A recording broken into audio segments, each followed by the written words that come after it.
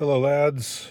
I'm going to try not to be as verbose as I was the other day, but nevertheless, this is probably a video that if you want to watch it to the end, you might want to put on 1.5 speed, or maybe more of you download, as I've heard it said when I sometimes look at the span of time that the average viewer has viewed the video, and I'm somewhat dismayed. I get told, "Oh well, we watched it, we just downloaded it." So maybe that's what happens. But in any case, put her on 1.5, and you'll probably get the maximum from this video in the minimum amount of time. Maybe even 1.75. I don't know. It's up to you. But I wanted to talk about something that you hear that people saying right now. Those who are defending Trump or in some way trying, maybe not totally defending Trump from the debacle of the Epstein affair, but who are still trying to say no, Trump's definitely not he's not in this, he's not complicit in this in the same way that Trump's enemies are complicit in this Epstein stuff. And what they say is if there was evidence of Trump being with a minor, being with one of Epstein's girls on the island or elsewhere, if there was evidence of that, the Democrats would have released it a long time ago. And the fact that they haven't brought it up shows that it didn't happen, right? This is what I hear, because of course, and the Democrats have done everything to try to take Trump down, including trying to actually assassinate him. So why would they be against using a tape of him, with a minor, or evidence of him being with a minor, if evidence of such an event were truly out there, and then they conclude, well, that must mean that it's not out there, and that Trump's not complicit in the same way that Clinton and other Democrats are complicit. Well, here's what I think. Here's how I think this whole shit show works, with regard to underage sex trafficking and the elites, the political elites, the elites in the entertainment industry, in the industrial fields, the captains of industry and such, all the rich and powerful people, mostly men, but probably not all men either, and not all men are into girls. Some billionaire men like boys, and I guess maybe a small subset of billionaires are just into legally aged people. But anyway, I spoke the other day about the Franklin scandal, and again, look that up if you've got the stomach for it, if you've got the heart for it. I read, I know I talk about this a lot, guys, and I know maybe you're tired of hearing me cite this moment in my life, but when I read or tried to read Nick Bryant's The Franklin Scandal, it was like a real life horror show. It was so upsetting I couldn't finish, and it was true. It was a turning point in my perception of the world. It kept me up at night. It kept me up at night, bawling my eyes out. It was that terrible. It was that awful. And what was awful about it is how it exposed uh, the situation. And the situation is the way that things stand seems to be that lots of powerful people prey on the innocent. In the Franklin scandal, it was mostly boys. In the Epstein case, it's mostly girls. But in any case, in both, it's they prey on the innocent. They prey on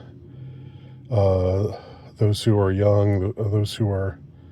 They have a predilection for these kinds of things for whatever reason, or a lot of them do. And when it's found out, when it's discovered, the alphabet agencies, the law enforcement agencies at high levels, their job isn't to ensure that justice is done. Their job is to cover up for these rich and powerful people. And that's what happened in the Franklin scandal. It's plain as day. That was something that did not blow up into a nationwide scandal because it was before the internet, and they managed to tamp it all down so that it just didn't really get out there until later. But until much later, it was not very well known until years and years later, and the Epstein stuff and other things, including Pizzagate, which was real. But I don't want to get off on that tangent right now. But all of the disingenuous bullshit bullshit rhetoric that was being flung out there by the so-called experts, by the so-called trustworthy people, by the that was supposedly debunking Pizzagate was all bogus. If you look into it even for a second, you'll see that it's bogus. You'll see that they didn't even spend a minute looking at the evidence. They just said, nothing to see here. You're just an alt-right conspiracy theorist if you think something's going on here. It was pathetic. It was just pathetic how that was all handled. But anyway, what I think it all amounts to is that we have a two-party system. And maybe this would be the same even if we had more than two parties. But in America, it's a two-party system, and you really can't make it in politics if you're not with one party or the other. If you're not a Democrat or a Republican. And what you have, I think, is a case of they don't go after each other with evidence of these kinds of things happening, not because there isn't evidence of these things happening, not because there aren't plenty of high-profile people in both parties, both in the Republican Party and in the Democrat Party, who are disgusting perverts who have done appalling things to the innocent, who are predators of underage boys or girls, both people actually in the political system and also donors, what have you, people who participate in the system, who give money to one party or the other. It's a stalemate. Okay. It's mutually assured destruction. Okay. This is often talked about, especially when we had the Cold War paradigm. Why didn't we, why not, why did we had all these nuclear missiles in the world? The West had their missiles pointed at the East had their missiles pointed at the West, but nobody launched a nuclear missile in all that time. Why not? Because mutually assured destruction. Because if one side escalated to that level, then the other side would would also match them, and then we'd have an irradiated world. We'd have a world of nuclear destruction, a radioactive husk of a former living, thriving world, right? And nobody wanted to go there. They didn't. Nobody in the East or the West wanted to go there. Maybe just for selfish reasons. Maybe because they knew, hey, if we start something like that with them, they're going to bury us with their missiles too. And we don't want that. We don't want that for us. Maybe we'd like to see it for them, but we don't want it for us, definitely. So for that reason, for completely selfish reasons, not for altruistic reasons at all, but for pragmatic reasons, neither side ever launched a missile at the other side. And what you have with this underage sex trafficking scandal, billionaires renting out islands and hiring underage girls and inviting rich and powerful friends to the island and letting them be sexually intimate with these underage girls or close to underage girls. These kinds of scenarios. The reason why this kind of stuff, whether it's the Epstein case or the Franklin scandal, the reason why you don't see one side going after the other, you don't see charges of so-and-so is, look, here's so-and-so with a 14-year-old, here's so-and-so with a 12-year-old, here's so-and-so high mucky-muck, ripping the face off of a 6-year-old, the frazzle drip stuff, which I don't know whether it's real or not, but it could be. I don't doubt that it could very well be real. Whatever it is, whatever kind of horror story you've got, and I've heard, like in the Franklin scandal stuff, there was stuff like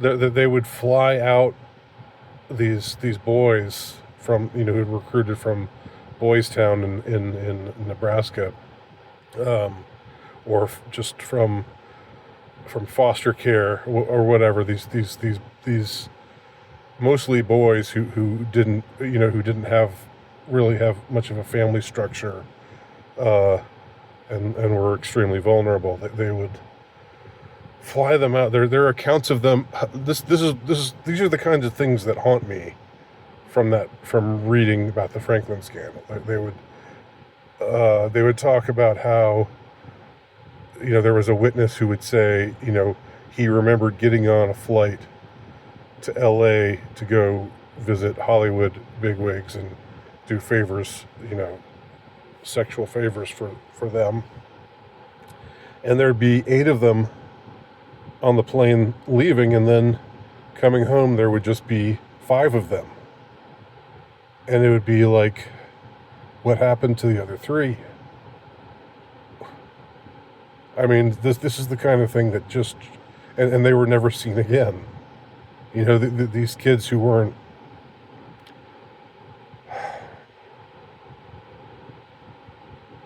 these kids who did not have, who didn't have anybody looking out for them, who were just given over to these exploiters and these sickos. There were 8 of us who flew out to LA to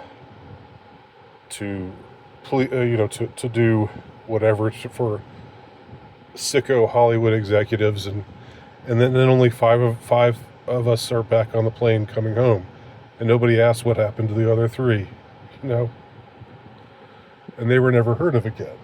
This is the kind of, but anyway, I didn't mean to get off on that little tangent there, but these are the kinds of things that just rip your soul to shreds. And that's why I just had to, you can't focus on it. You can't let it just dominate your mind. It will haunt you for weeks on end if you really let it get, pardon the expression, let it get inside of you. Hearing accounts like this will absolutely just destroy you. So why is this stuff allowed to continue happening? Because of mutually assured destruction. Because both of the parties, both of the major parties, want to not be nuked into oblivion, and they know, if the Republicans know that if they start exposing, they start going after the Democrats, high-profile Democrats who committed these crimes, then the Democrats would respond in kind, and everything would unravel, and people would realize we've just got nothing but a bunch of sicko pedophiles running our government, and the political system would just, it would not be able to exist any longer, because everything would be brought to light. And I wish that would happen. I'm all for that happening, but I'm telling you the reason why I think it doesn't happen. The reason why the reason why I don't believe Trump didn't do it because, and I'm not alleging that Trump did it, or that anybody else has done these kinds of things, although I have my inclinations to believe certain things about the powerful, whoever they are, being involved in this kind of stuff. I've just heard too much to really think otherwise. But I think if you want to say, well, I think Trump's a good guy because who didn't do anything like that, because if he had done something like that, they would have his enemies would have exposed it. And look, his enemies would be fine killing him if they could get away with it. They tried to last year, and came very close, I believe, to doing it. But if that had happened, the uniparty rallies behind the system, and inconvenient facts are hidden, and things go on as they were before. But if everybody starts getting exposed, if they start exposing these kinds of activities, these kinds of participation in these kinds of behaviors, with whether it's with Epstein or with Lawrence King in Nebraska, the ringleader of the Franklin scandal, or with probably any number of other people, then the whole system comes crashing down. It's mutually assured destruction. That's what I think. What do y'all think about that?